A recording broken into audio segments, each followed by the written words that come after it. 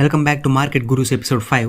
ఈ సిరీస్లో నేను ఫేమస్ ఇన్వెస్టర్స్ ఇచ్చే స్టాక్ మార్కెట్ అడ్వైస్ని మీకు షేర్ చేస్తాను.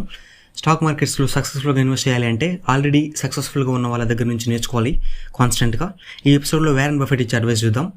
ఒక స్టాక్ని కొనాలా లేదా అనేది, ఆ కంపెనీ బిజినెస్ బాగా చేస్తుందా లేదా అనేది చూసి కొనాలి అంటాడు వారెన్ బఫెట్. నెంబర్ 1, ఆ బిజినెస్ మీకు అర్థం అవ్వాలి. ఫర్ ఎగ్జాంపుల్, మీరు ఇన్ఫోసిస్ స్టాక్స్ని కొనాలి అంటే ఆ కంపెనీ గురించి మీకు అన్ని ఆన్సర్స్ తెలిసి ఉండాలి. ఆ కంపెనీ ఏం బిజినెస్ చేస్తుంది, ఏం ప్రోడక్ట్స్ ఆర్ సర్వీసెస్ ప్రొవైడ్ చేస్తుంది, మనీ ఎలా వస్తుంది ఆ కంపెనీకి, ఆ బిజినెస్ ఆ కంపెనీ సరిగ్గా చేస్తుందా లేదా, ప్రోడక్ట్స్ ఆర్ సర్వీసెస్ మంచిగా క్రియేట్ చేస్తుందా లేదా, కస్టమర్స్కి అవి నచ్చుతున్నాయా లేదా, ఆ బిజినెస్ని రన్ చేసేవాడికి ఎలా అయితే బిజినెస్ గురించి క్లియర్గా మొత్తం తెలుస్తుందో మీకు కూడా ఆ బిజినెస్ గురించి క్లియర్గా తెలియాలి. నెంబర్ 2, ఆ బిజినెస్కి లాంగ్ టర్మ్ సస్టైనబిలిటీ ఉండాలి. చాలా బిజినెసెస్ షార్ట్ టర్మ్లో సక్సెస్ఫుల్ అయిపోతాయి, చాలా పాపులర్ అయిపోతాయి, బట్ లాంగ్ టర్మ్లో వాటర్ ఫ్లాప్ అవుతాయి. For example Byju's. నెంబర్ 3, ఆ బిజినెస్ని honest and competent people run చేస్తున్నారా. కాంపిటెంట్ అంటే టాలెంట్ ఉండేవాళ్ళు, మెరిట్ ఉండేవాళ్ళు. టాలెంట్ ఒకటే ఉంటే సరిపోదు, వాళ్ళు హానెస్ట్గా ఉండాలి. వాళ్ళు ఏదైనా మిస్టేక్స్ చేస్తే దాన్ని ఒప్పుకోవాలి, షో చేసే టైప్ ఉండకూడదు. నెంబర్ 4, స్టాక్ ప్రైస్ అట్రాక్టివ్గా ఉండాలి. అంటే PE రేషియో మరీ ఎక్కువ ఉండకూడదు, ప్రైస్ టు బుక్ రేషియో కూడా మరీ ఎక్కువ ఉండకూడదు.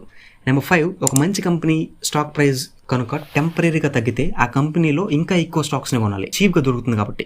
అలాంటప్పుడు కొంటే ప్రాఫిట్స్ ఎక్కువ వస్తాయి. వారెన్ బఫెట్ అయితే చేస్తాడు. ఫర్ ఎగ్జాంపుల్, కరోనా టైంలో strong companies in India like Reliance industries, Tata Motors, Infosys, TCS, HDFC bank, strong కంపెనీస్లో కూడా ప్రైజెస్ చాలా పడిపోయాయి. ఎగ్జాక్ట్లీ ఆ స్టాక్స్ని కొనడానికి అదే మంచి టైం. ఒకవేళ ఆల్రెడీ ఇన్వెస్ట్ చేస్తుంటే ఆ టైంలో ఆ స్టాక్స్లో ఇంకా ఎక్కువ కొనాలి ఆ కంపెనీస్లో. ఎందుకంటే కరోనా వల్ల అన్ని స్టాక్స్ పడిపోయాయి. ఆ కంపెనీలో క్వాలిటీ తగ్గి కాదు, సమ్ ఎక్స్టర్నల్ ఫ్యాక్టర్ వల్ల ఆ ప్రైస్ తగ్గిపోయాయి. ఖచ్చితంగా మళ్ళీ కరోనా లాక్డౌన్ ఎత్తేస్తే మళ్ళీ స్టాక్స్ పెరుగుతాయి.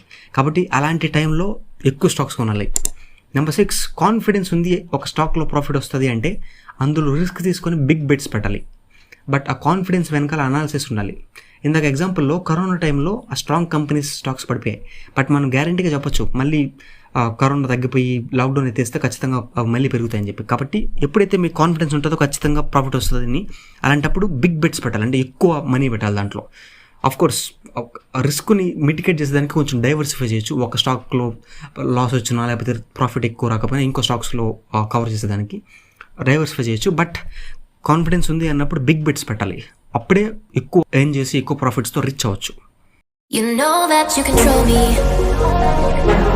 Guilty self-affliction.